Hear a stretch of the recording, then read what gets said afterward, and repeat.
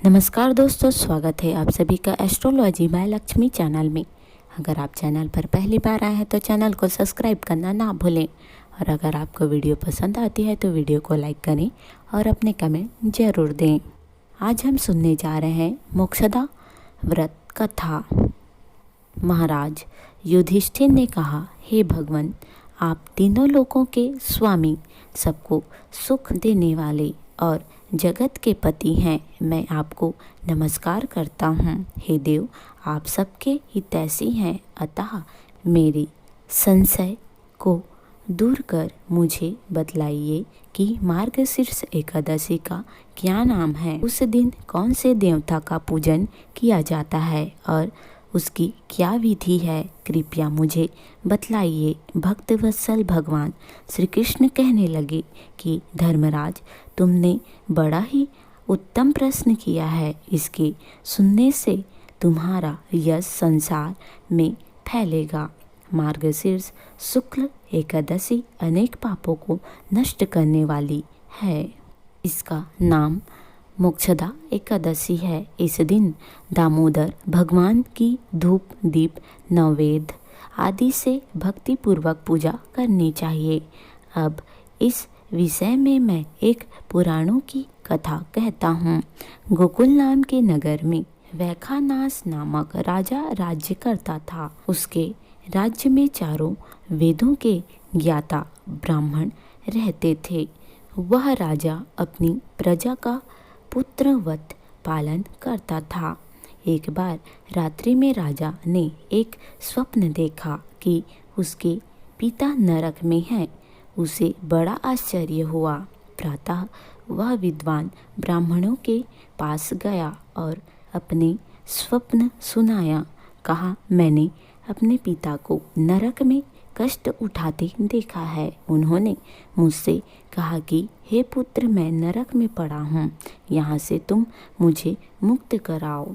जब से मैंने ये वचन सुने हैं तब से मैं बहुत बेचैन हूँ।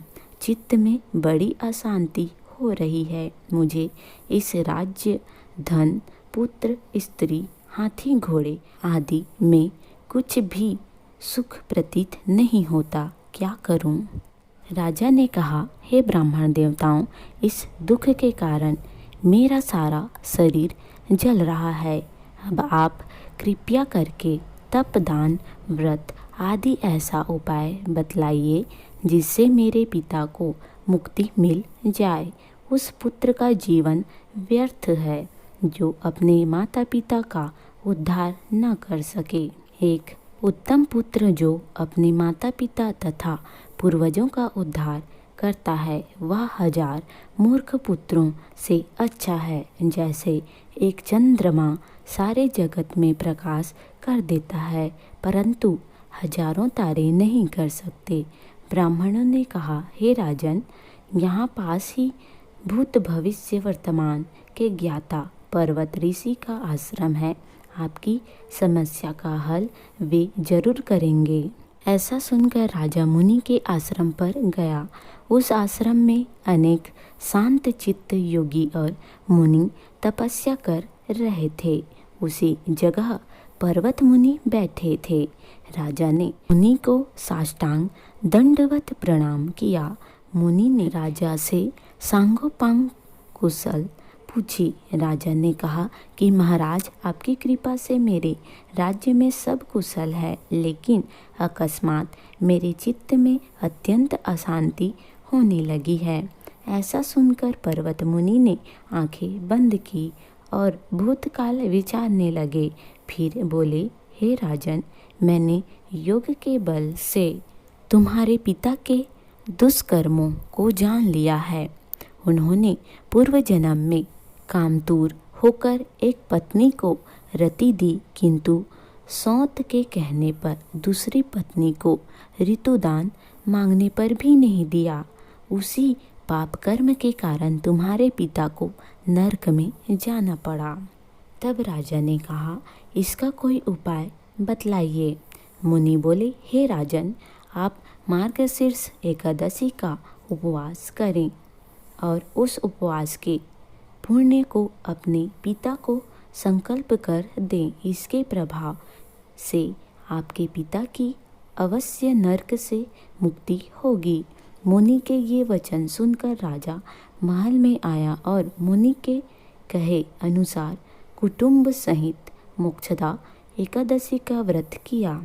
इसके उपवास का पुण्य उसने पिता को अर्पण कर दिया। इसके प्रभाव से उसके पिता को मुक्ति मिल गई और स्वर्ग में जाते हुए वे पुत्र से कहने लगे, हे पुत्र, तेरा कल्याण हो। यह कहकर स्वर्ग चले गए। मार्गशीर्ष मास की शुक्ल पक्ष को मोक्षदा एकादशी का जो व्रत करते हैं उनके समस्त पाप नष्ट हो जाते हैं।